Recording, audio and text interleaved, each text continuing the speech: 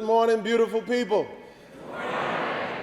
My name is Troy LaRaviere, and it is an honor to be here in the words of Dr. King in this magnificent house of worship. Thank you so much to the Community Renewal Society for the invitation. I consider myself to be somewhat of a connoisseur of Malcolm X and Martin Luther King's speeches.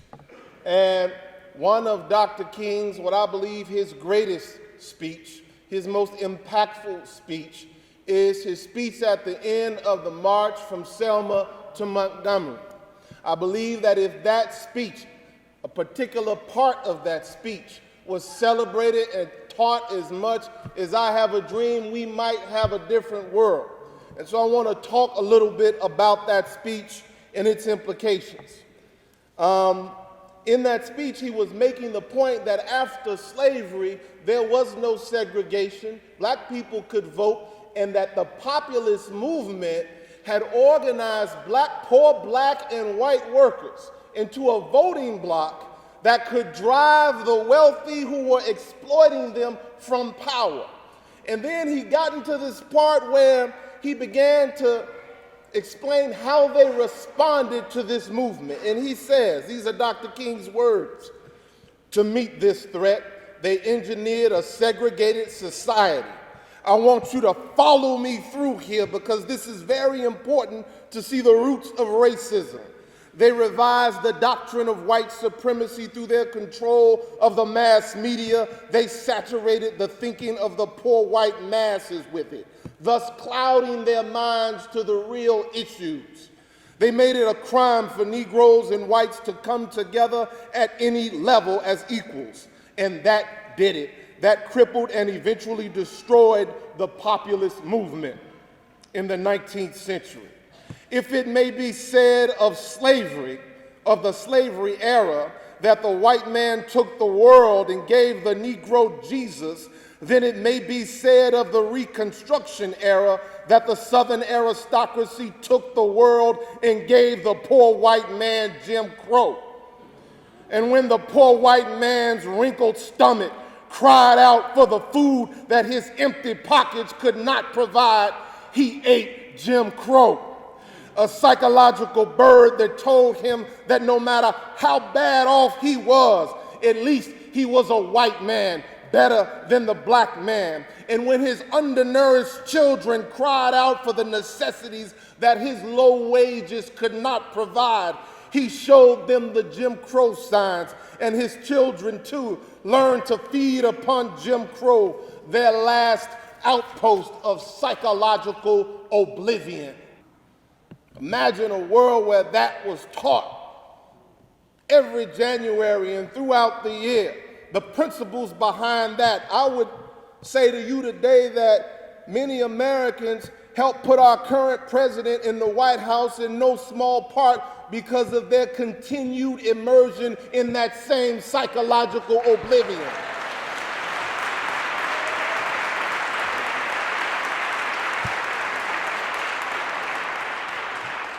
What we have to understand is that you can't enslave people for 250 years and then segregate them for another 100 years without the buy-in of a critical mass of the population.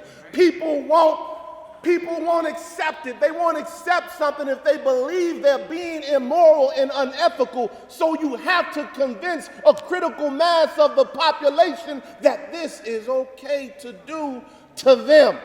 In order to do that, you have to tell a story about them. You have to tell a lie about them. You have to, in the minds of a critical mass, impugn the integrity of black character. Question the truth of black voices in the minds of the masses. Malign the intentions of black hearts. Disregard the worth of black lives and scoff at the mere mention or suggestion of holiness in a black soul in the minds of the masses. So in order to, as Dr. King said, saturate people's thinking with the lie of white supremacy, you must saturate their thinking with the lie of black inferiority. They're two sides of the same coin. the lie of black inferiority and the lie of black criminality. And that's what they went about the business of doing for 350 years, and they haven't stopped yet. Slavery can end. Slavery can end. Jim Crow can end, but you did not end the culture that was produced by the lie you told for 350 years. The culture is still there. And it's not just white people. Right? We were immersed in the same lie. Many of us hold the same beliefs about other people who look like us, the same beliefs that white people hold. Now, it's not conscious. We wouldn't say, for example, that we believe that most young black men are criminals, but we'll tense up in a room when a group of young black men walk in, just as much as white folk will tense up. Many of us will. It's part of the culture. We have been mined. I wish I wasn't in the church. We have been mined.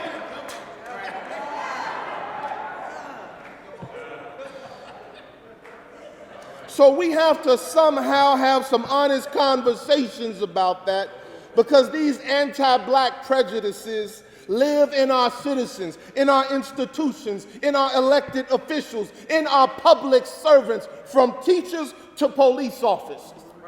And right now I want to talk a little bit about my own encounters with police officers as a way to explore this. The anti-black prejudices that undergird racism and white supremacy. In 1986, I was punched in the gut and walked over by a half-dozen policemen at the Chicago Bears Super Bowl victory parade.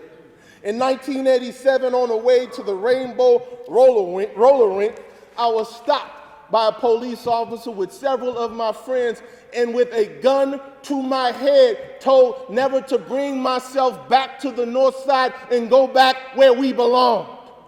In 1991, I was arrested for using profanity. And the officer who arrested me, when he got me to the station, listened to me and said, "Oh, you one of those black revolutionaries." He said, "Y'all want a revolution, don't y'all? I can't wait till you have your revolution, Troy, because that's the day I'm going to get to shoot all of you down." In 2010, I had one of my most interesting experiences. I was an assistant principal at Johnson Elementary School, and I was on my way headed home. My son was about 3 years old. I wanted to get home to see him, and I have to admit, I might have ran a few orange lights. I have to admit, I may have been going a little fast.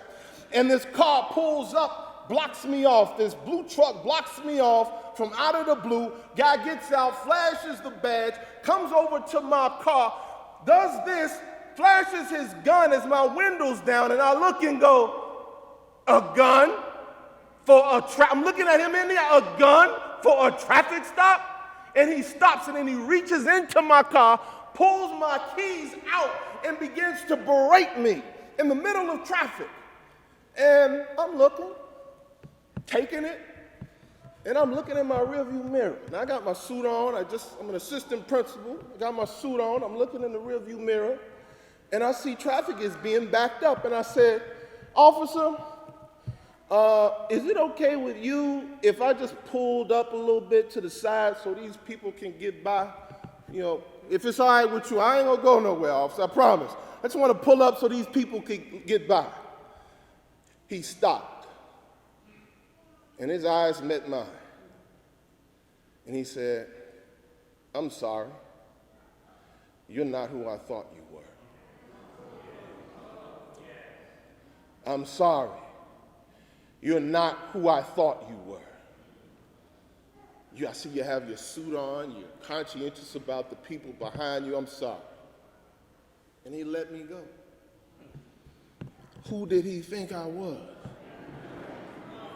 Who did he think I was? He thought I was exactly who he and everybody else in this country has been taught to think I've been their entire lives.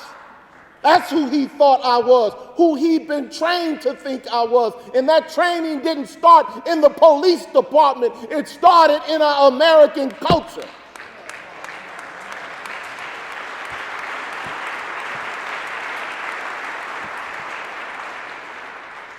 Think about that cop that followed me and my friends around and stopped us and put the gun to my head and said, "Don't come back here." What do you think he saw when he saw us driving? He saw a bunch of kids who he'd been conditioned to think will probably be robbing somebody tonight. And he felt righteous. He saw the same thing that George Zimmerman saw. What George had been taught to see. Now, we can be angry at George Zimmerman, and we certainly should be when George Zimmerman saw Trayvon Martin and what he felt. But we have to be angry at a society and a culture that produces thousands of George Zimmermans every single day.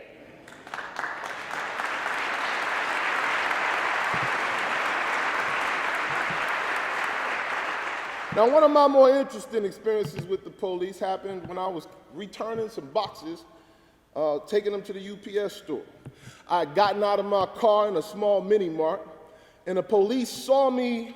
Police was walking away from the store. I was walking toward the store, and he sees me, pauses and looks as I'm walking. And then he stands there for a couple seconds and then starts to walk toward me. And I'm thinking, oh, Jesus, what have I done now? What has he convicted me of in his mind now? I've already been guilty of celebrating the Super Bowl while black, going roller skating while black, using profanity while black, and now my latest crime was returning packages to the UPS store while black. And so I'm walking with these boxes. And he's trying to cut me off, it looks like. And we meet at the door, and he reaches out his hands, opens up the door, and says, "I thought you could use a hand. I thought you could use a hand." I was glad to be wrong, but there was a deeper lesson there. A simple way to look at it is, oh, this was a good cop and the other ones were bad cops. But is it so simple? Now, certainly the cops that punched me and walked over me and the one who said he can't wait to shoot us down need to be fired and locked away and never police anybody again for the rest of their days.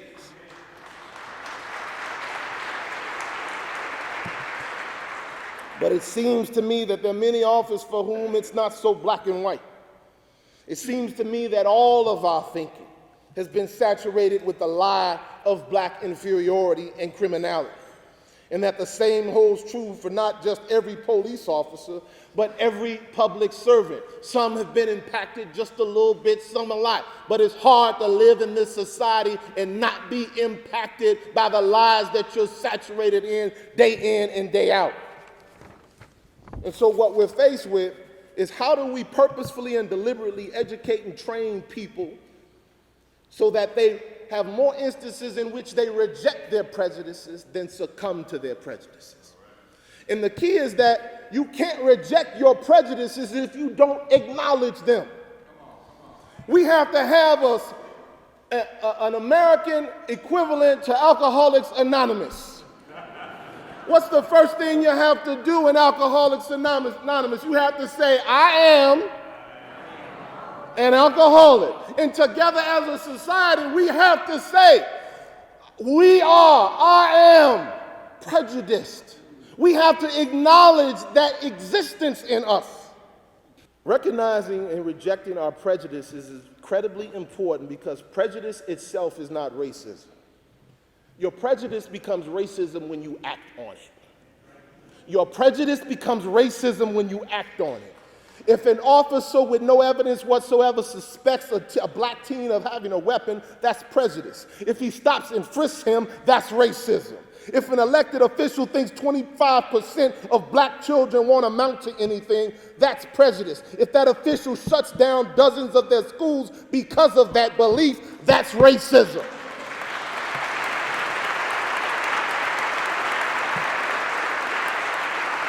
You can't prevent prejudiced thoughts, but you can prevent your own prejudiced thoughts from becoming racist acts. These prejudices are often referred to as implicit bias. But if people are trained to recognize their prejudices and biases, it can dramatically reduce the instances of personal and institutional racism in policing, education, housing, hiring, and other aspects of public life. Of course, there are some people for whom no amount of anti-bias training will matter. However, for most people, I believe in Dr. King's way of looking at prejudice. In a speech he made the night before he was assassinated, he was talking about the threats on his life, and he said, "And then I got to Memphis, and some began to talk about the threats that were out. What would happen to me from some of our sick white brothers." He didn't say wicked white brothers, he said sick white brothers, because he understood that prejudice is not an evil, it is an illness. There may be evil people who are prejudiced, but prejudice itself is not an evil, it is an illness, and an illness can be treated, cured, and healed. In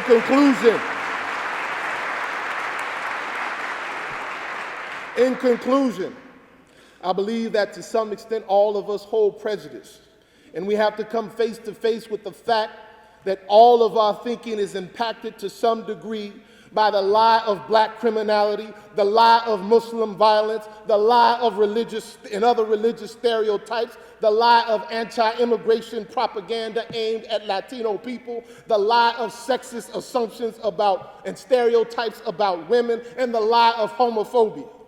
And as a result of the presence of these lies in our culture and our thinking, we are all to some extent sick, but we can all heal.